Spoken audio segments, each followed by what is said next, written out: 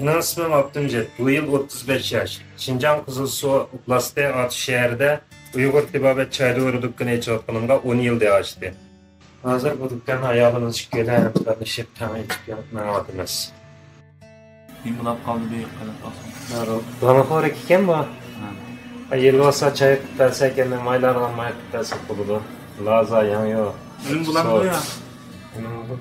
Hem şu çaydan bir Dükkanımda hazır Uygur Tibabet çay doğruları hem sağlamlık mesulları var.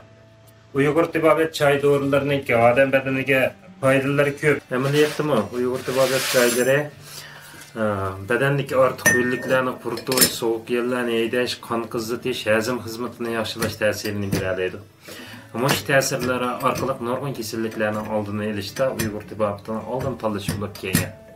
Doğruluk çayninki xuruclarının hemmesi adam bedeniga faydalı üsümliklerden terkip tapkan.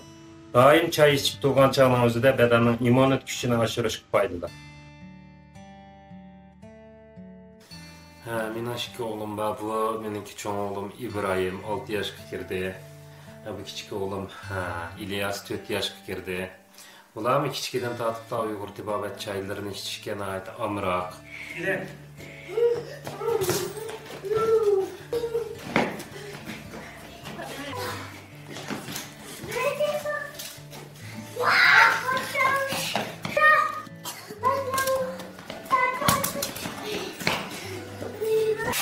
Bana kazanlarını uzat öyle ona.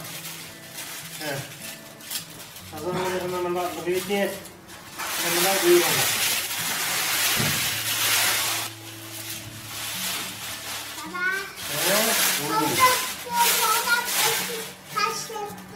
Evet, önce de et şıp küpreme.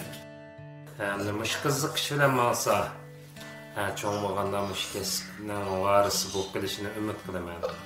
Hem de çoğun boğan sıra arzusu başka bu kılıp kalsa yanını ben ballarımla kollayım.